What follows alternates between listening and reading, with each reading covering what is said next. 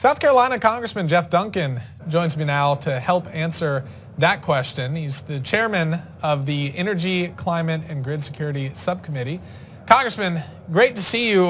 What is this mysterious ocean power? How is Joe Biden going to harness it to save the planet? Well, it's just like every other climate initiative they have. They really think unicorn breath or some magical thing's going to happen. Look, Republicans enjoy and like renewable energy. We think it's great that you can harness the energy of the sun or the wind, but we also know it's not dispatchable. It's a use it or lose it. It starts at zero when the sun comes up. It ends at zero at the end of the day, but you've got to have a baseload energy supply to meet the demands of the customers of the utilities. And Republicans have a plan to actually address the energy prices that Americans are playing with H.R. 1, which is the lowering cost of energy for Americans, a bill that will be up next week on the House floor, which increases American energy production. It deals with the critical minerals that actually make the renewable energy work. But if we think about where those minerals are now coming from, they're coming from China or China-owned and operated mines around the world that are dirtier. They're using child labor and don't meet the standards that mining in this country meets. So we've got the critical minerals here. We've got the energy sources here. We're blessed with abundant natural resources in this country. But unfortunately, America is cursed with liberal politicians who have some sort of utopian view that we can provide all of our electricity needs and transportation fuel needs with wind and solar, which just does not work to meet the demands of the customers. And I want to read a quote that Biden said yesterday at the White House. He said, "We can reduce emissions by building offshore wind farms, better protect our coastal and fishing communities from worsening storms, changing fisheries, and other impacts on climate change." So he's saying the solution to climate change, one of them, is more wind farms. The problem with the wind farms is they're apparently killing the whales. The noise produced with the wind farms, all of these turbines around New York, New Jersey, is apparently confusing the whales' navigation system. So at least 10 have washed up on New York, New Jersey coastlines this year, which is alarmingly higher than compared to any other year. Does the Biden administration plan to explain how harnessing the power of the ocean by building wind farms is also harming the ocean at the same time?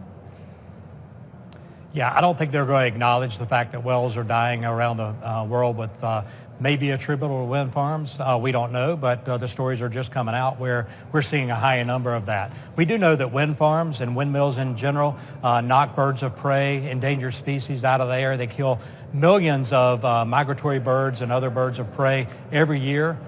We know that solar arrays fry some of those birds when they land on the solar arrays, and they can't take the heat. So there is a detrimental impact to animals around the globe from both solar and wind production. Look, we know what works. We know what has helped America lower its climate emissions, carbon emissions, and that has been natural gas. Cleaner burning, American-produced natural gas from the Marcellus Shale, the Permian Basin, other places around the country that is cleaner burning. We have an abundance of it. We can't even measure how much natural gas we have, and that will help keep our standard of living and actually improve the quality of lives of so many people around the globe with the export of our LNG to Africa and even Europe to help lessen their dependence on an adversary, Vladimir Putin, who's providing a lot of those resources.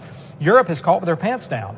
They were relying on natural gas coming from Russia, but now they're having to revert back to coal and wood and other things that are much higher emittance of carbon than U.S. burned natural gas or U.S. provided natural gas. Yeah, and it's why you have signed on to H.R. 1, Lowering Energy Costs Act, introduced by Representative Scalise. Want to get your comment on that. Democrats are saying that this is deceptively named, as if they don't deceptively name bills like the Inflation Reduction Act. They're saying that it's deceptively named, that the Lower Energy Cost Act introduced by Republicans is not going to lower energy costs. Can you elaborate on that? Is that true? Absolutely. It's aptly named, and it will lower Americans' energy costs, both utility rates and ultimately transportation fuels, by harnessing and utilizing the American resources we have, building out the infrastructure that we need. And hey, if you like renewables, providing the critical minerals that we need to make renewables work in this country as part of the energy matrix. And so this is a bill that is actually going to lower cost. And the liberals are gaslighting Americans because they passed the infrastructure bill that really hasn't provided the infrastructure. It's going to a lot of green initiatives. They had the Inflation Reduction Act. Inflation's still high, and on energy, inflation rate's 37.2% higher than it was before Biden took office. So his adverse policies have had a negative effect on what moms and dads spend their money on. There's no discretionary income left over after they pay for the utility bill and their transportation fuel cost. And so we have got to address this as a nation. We're at a point of criticality where we need to build out our infrastructure to provide the clean burning natural gas to the states so that municipalities and manufacturing and residential use has the available natural gas, and the power production utilities have the natural gas available to meet their baseload energy requirements that their customers want. Well said. Congressman Duncan, great to have you back on the program today. Thank you for clearing the air for our audience, debunking some Biden myths. We appreciate it.